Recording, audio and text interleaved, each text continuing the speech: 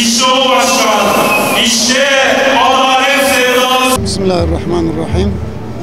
Adil sistem, hakça paylaşım temasıyla kongreye gittik. Bu Hüdapar biliyorsunuz 12. yaşında ve bu 5. bizim olağan büyük kongremiz. Yani gelinen aşamada büyük bir davamız var ve davayla birlikte büyüyen bir parti var. Bu parti gün geçtikçe Türkiye siyasetinde söz sahibi oluyor. Türkiye siyasetinde daha fazla yer ediliyor, konuşuluyor, gündem yapılıyor ve elhamdülillah izler bırakıyor, etki bırakıyor.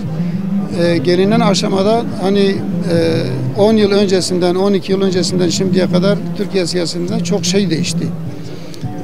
Her şeyden önce biz hani o dönemki hükümet ile şimdiki hükümet söylem ve eylem arasında çok fark ortaya çıktı. Biraz daha adalete yaklaşması gerekirken, daha fazla adalet bekliyorken bizler maalesef bakıyoruz daha fazla o merkezi adaletten uzaklaşmaya doğru gidiyor. Bu hem milli Kürt meselesinde hem maneviyat meselesinde hem ekonomik meselede bu yani hükümetin geldiği aşama maalesef böyledir.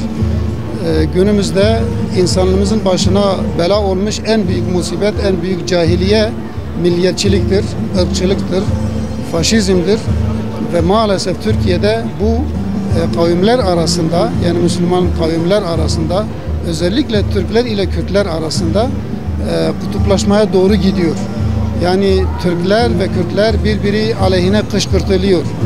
Bu hem siyasal düzeyde hem ekonomik düzeyde yapılıyor hem de toplumsal düzeyde yapılıyor. Mesela bu son bir ay içerisinde belki daha kısa süre içerisinde Suriyeli mültecilere karşı yapılan o tepkileri biz görebiliyoruz. Müslüman kavimler kendi yurdunu bırakmış, belki yurdunu bırakmak zorunda kalmış, savaş halinde can kaybı, mal kaybı, vatan kaybı yaşıyor. Bize sığınmış, bizim içimizde bu milliyetçilik duygularından, ırkçılık duygularından dolayı onlara karşı çok sert, çok kötü bir tepki oluşturulmuş, kovulmaya çalışılıyor. Bunlarla birlikte sadece Suriyeliler değil, Türkiye insanımız da yani Kürt olan Türkiye insanı hatta Müslüman kılıklı insanımız da bu tehlikeden nasibini alacak duruma seviyeye gelmiştir.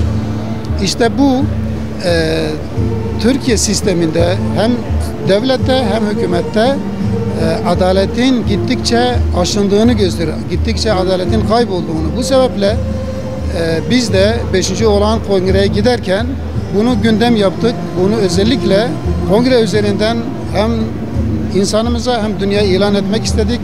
Yani Türkiye'nin buna ihtiyacı vardır. Türkiye'nin kardeşliğe ihtiyacı vardır.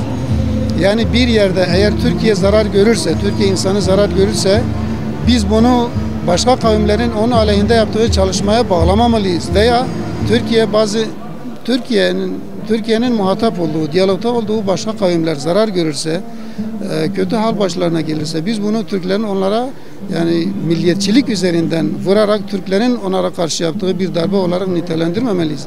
Dün gece mesela Türkiye bu maçı kaybetti değil mi? Ne diyelim burada? Şimdi diyelim ki yani Türkler kaybetti. İşte Hollanda işte Avrupa insanı kazandı, Türkler kaybetti. Yani burada özellikle Türklüğü öne çıkarmak çok kötü bir şeydir. Türk insanı öne çıkarmak çok kötü bir şeydir. Önemli olan insanı ortaya koymaktır. Hüdapar'ın üzerinde kurulduğu esaslardan birisi insanı merkeze almaktır. Önce insan, öncelik adalet dediğimiz gibi işte bu kongrede de biz adil sistem ve hakça paylaşım dedik. Özellikle hakça paylaşım konusu mesela gelinen aşamada hükümetin içerisinde, devlet daireleri, kademeleri içerisinde israf had safhaya ulaşmıştır. Yani insanımız, yetkililer, etkililer israfta boğulmuştur. İsrafta boğulmuşlardır. İsrafın geldiği aşama diyebilirim ki Cumhuriyet döneminde tek partili dönemin yaptığı bile belki bu kadar olmamıştı. Hani şu anda biz muhalefeti sert bir şekilde eleştiriyoruz ya işte o CHP'dir, işte Kürtlerin içerisinde ortaya çıkan partiler veya diğer muhalefetin ellerine geçen fırsatı kötüye kullanma durumunu anlattığımız zaman israf konusu. Ama yani hükümet bunların çok çok ötesine geçmiştir. Bunun önüne geçilmezse eğer yani bizi çok büyük felaketler bekliyor. Daha kötü felaketler baş gösterebilir.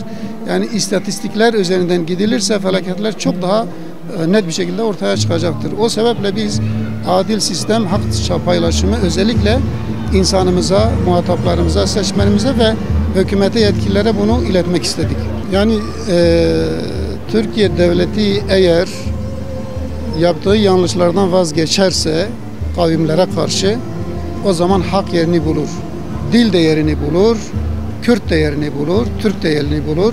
Türk, Türklüğüyle bu kadar şımarmaz, Kürt de o kadar mağduriyet yaşamaz. Böyle üniversitelerde biliyorsunuz mesela Kürt dili bölümleri var. Onlar hangi bölüm altında? Yaşayan diller. Yaşayan diller. Yani bu çok ayıp bir kavram, ayıp bir ifade. Yani sanki ölmemiş olan, halen veya can çekişen diller veya öldürülmemiş olan diller. Oysa ki sadece Türkiye'de belki resmi rakamlar 20 milyon diyor ama gayri resmi belki 50 milyonu da bulur. Onun dışında diğer 3 parçayı da işin içine katarsak ve 3 parça dışında Rusya'daki, Arap dünyasındaki, Avrupa'daki Kürtleri de işin içine katarsak belki dünyada diyebilirim 100 milyonu aşkın Kürt var ama 4 parça coğrafyada bütün haklardan mahrum bırakılmış, özellikle etnik haklardan. Dil inkar ediliyor, kültür inkar ediliyor, kavmiyet unsuru inkar ediliyor. Ana dilde eğitim, ana dilde konuşma birçok şeyde sahada inkar ediliyor, reddediliyor. Burada yapılması gereken dile kardeşçe bir yaklaşımdır. Biz Hüdapar olarak programımızda da dile getirmiştik. Siyasi değerlendirmelerimizde de yeri geldiği zaman dönem dönem gerek Sayın Cumhurbaşkanı gerek diğer hükümet yetkilileri de bunu sürekli paylaşıyoruz. Yani dile karşı bu tavrın mutlaka değişmesi lazım. Yoksa ne Türkler rahat eder, ne Kürtler rahat eder. Adalet, huzur, barış, selamet eğer istiyorsa ki mesela bu sloganları bütün siyasi çevreler kullanıyor. İktidar partisi de kullanıyor, muhalefeti de kullanıyor. Herkes de bunu söylüyor. Eğer bunu gerçekten istiyorsak bunun kardeşlik esası üzerinde halledilmesi gerekir.